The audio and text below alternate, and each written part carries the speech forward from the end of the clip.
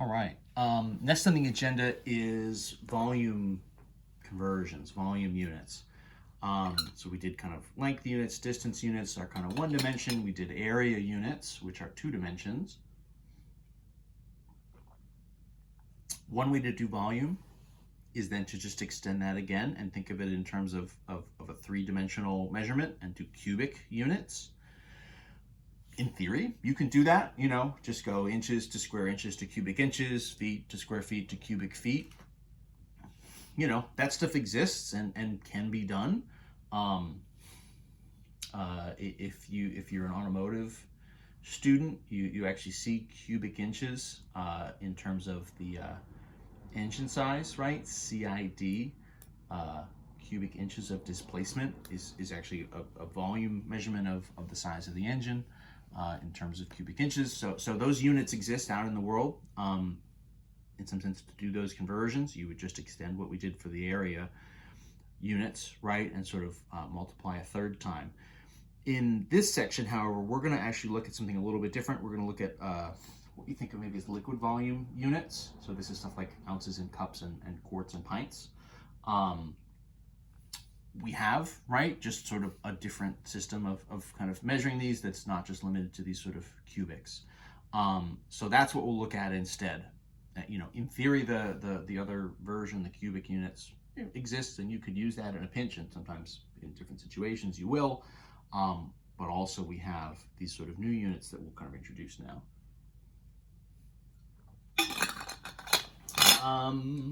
So like we did in the last one, we'll sort of start with the smaller units and then we'll get bigger. So the smallest ones, we're going to start with our ounces.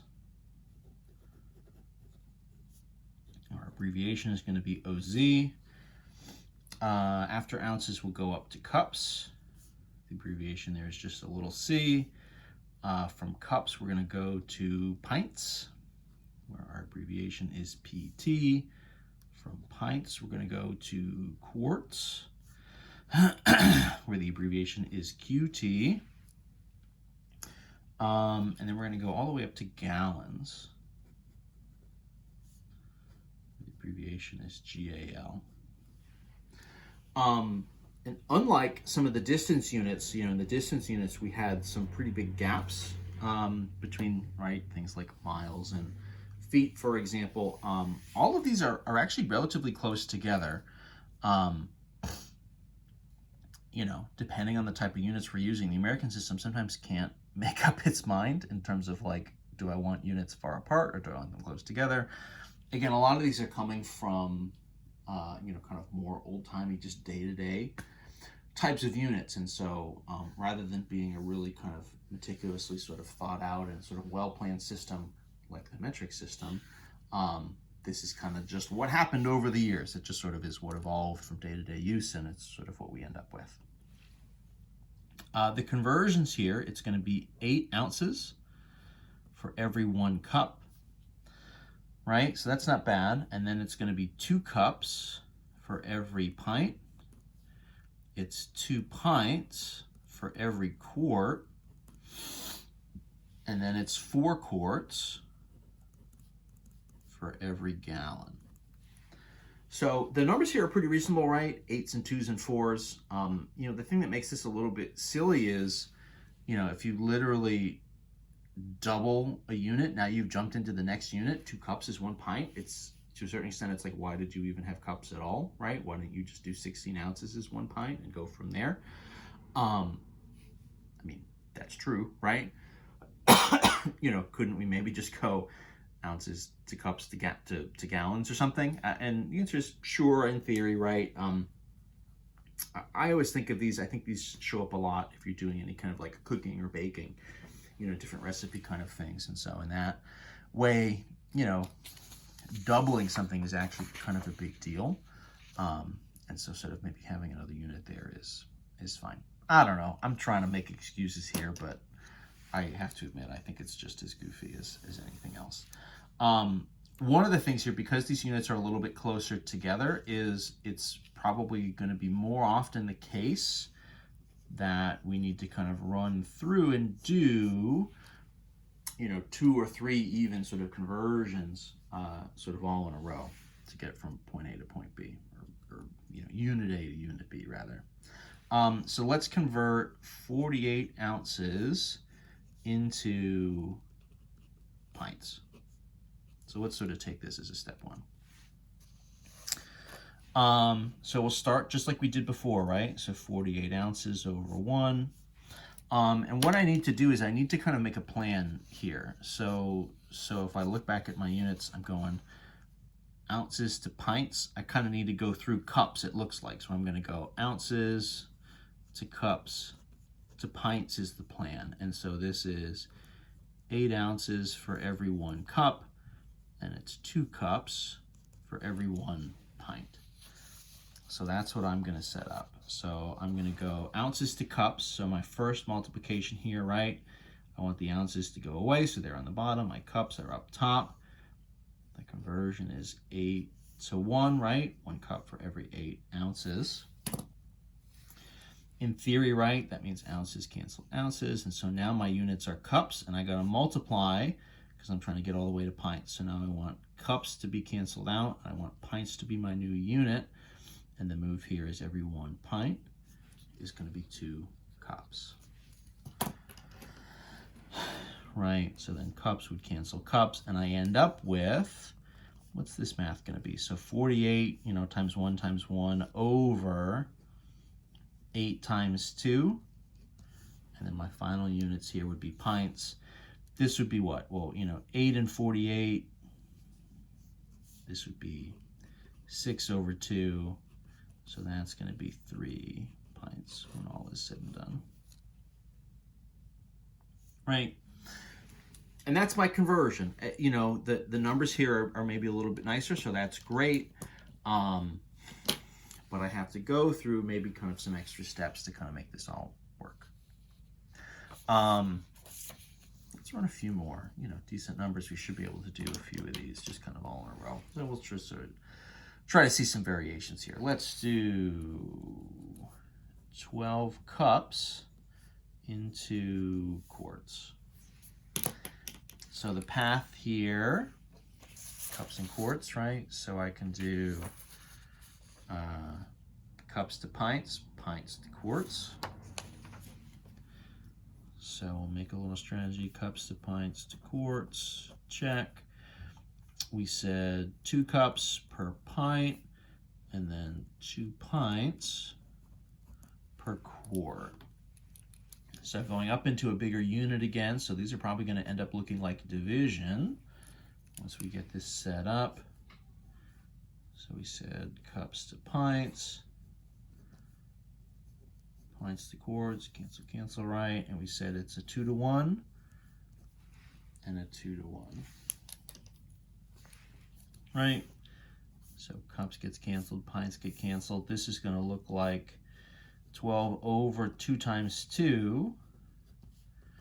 So that's going to be, right, would be 4. 12 divided by 4 is 3 quarts. Right? So kind of a similar setup to the one we did before, right? Obviously different units, but there's a lot of the same kind of numbers here, 2s and 4s and 8s, right? All these things are pretty similar. So it's not super surprising we would get the same sort of looking thing.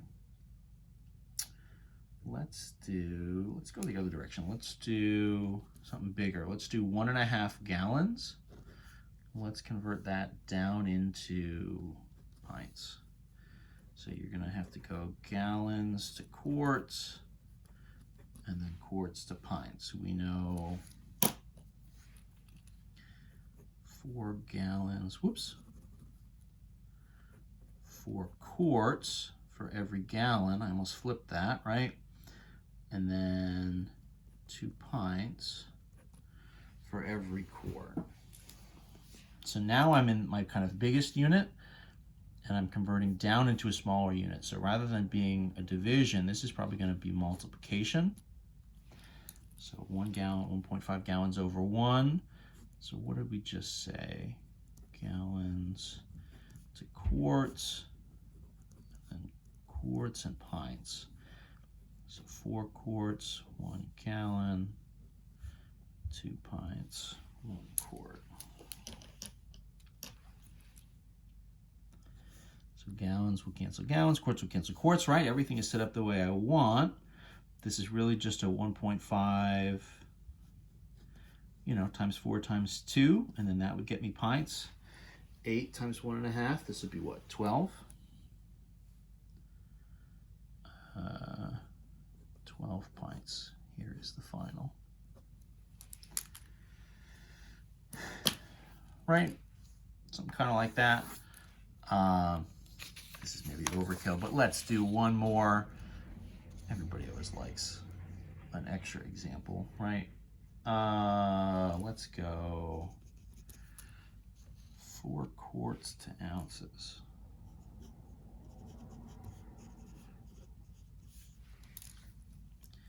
So that's going to be, right, quarts to pints, pints to cups, and cups to ounces. So that's going to be sort of a triple move, right? So we know there are 2 pints for every quart. We know there are 2 cups for every pint. And we know there are 8 ounces for every cup. So this is going from a bigger unit down to a smaller unit. So we're going to expect multiplication here. So let's make sure we end up with that. So quarts for quarts, pints up top, right? So we said 2 pints for every 1 quart. And pints to cups, 2 cups for every 1 pint. And last but not least here, cups to ounces, and that's 8 to 1. So all my units go, right, kind of quarts for quarts, pints for pints, cups for cups. My numbers remain 4 times 2 times 2 times 8 ounces. Gosh, what's this going to be? 4 times 2 is 8. 8 times 8 is 64. 64 times 2 looks like 128 ounces. Something like that. So there we go. That's the basics of doing our volume conversions. Again, that's using these kind of liquid volume units rather than just using cubic units. You know, in theory, we could do cubic units, sort of versions of all of these. It just would look a little bit different. We'd have to do some sort of conversion from whatever these, you know, pints are into cubic inches or whatever. But there you go. That's volumes. Good stuff. Volumes in the American system.